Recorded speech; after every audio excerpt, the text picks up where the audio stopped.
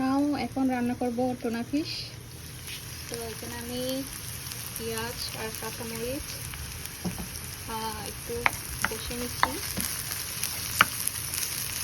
তারপর একটু মশলার গুঁড়ো দিয়ে দিলাম,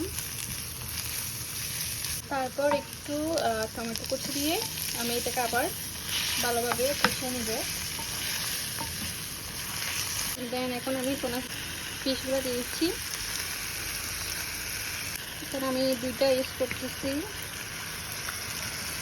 আচ্ছা, এখানে আমি ফার্স্টে মশলাটা কষানোর সময় এখানে একটু হালকা আদা রসুন বাটা ইউজ করেছিলাম, তারপর একটু ধনিয়া জিরা হলুদ শুকনো গুঁড়ো এগুলো ইউজ করছি।